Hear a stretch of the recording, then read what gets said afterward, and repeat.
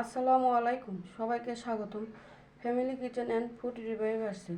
আজকে আমি ইলিশ মাছ দিয়ে কচুর আর বেগুন দিয়ে রান্না করব। এটা ঝোলও হবে না এবং চচ্চড়িও হবে না, গায়ে গায়ে মাখালো আঠালো অবস্থায় হবে। পেঁয়াজ নিয়েছি, এখন এর ভিতর হলুদ গুঁড়া দিয়ে দেবো,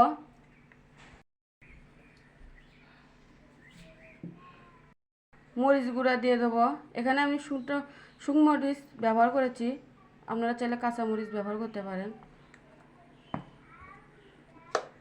জিরা গুঁড়া দিয়ে দেবো 1 চামচ,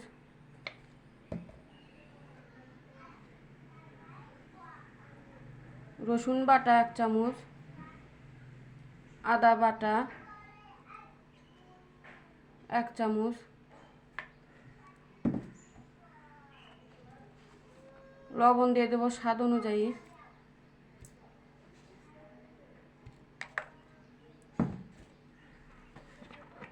তেল দিয়ে দেবো,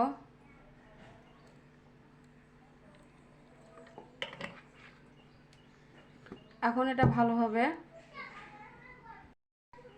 মেখে নেব। এটা হাত দিয়ে মাখলে তরকারিটা অনেক স্বাদ হয়।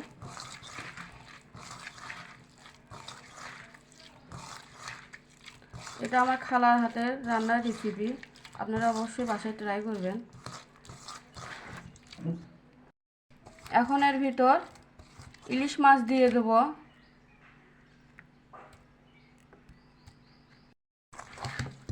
মাছ দিয়ে আবারও এটা ভালোভাবে মেখে নেব।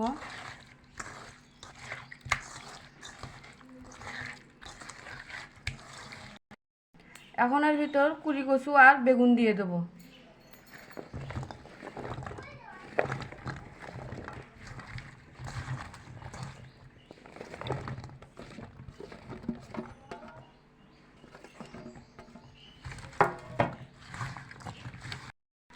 মেখে নেওয়া হয়ে গেছে, এখন এর ভিতর আমি পানি অ্যাড করব।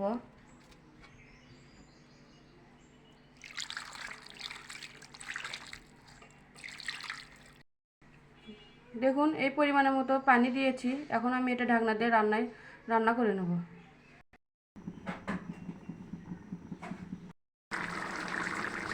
দেখুন তরকারিটা প্রায় শেষের পথেই, আর 2 থেকে 3 মিনিট জাল করে এটা নেমে নেব আমি। দেখুন তরকারিটা হয়ে গেছে, গায়ে গায়ে রস থেকে আমি এখন এটা নেমে নেব। কচু দিয়ে এভাবে আপনারা ইলিশ মাছ রান্না করে দেখুন, খেতে অনেকটাই মজা লাগে। ইলিশ মাছ তো সবারই প্রিয় কম বেশি। এটা আমার খালার হাতের রান্নার রেসিপি। আমার খালা আমাকে একবার রান্না করে খাওয়াইছিল, খুব ভালো লেগেছিলো, এই জন্য আমি বাসায় ট্রাই করি। বাসার সবাই এই রান্নাটা পছন্দ করে, আপনারাও একবার বাসায় ট্রাই করবেন। আর আমার এই রেসিপিটিটা ভালো লাগে থাকে অবশ্যই লাইক কমেন্ট শেয়ার করবেন। ধন্যবাদ।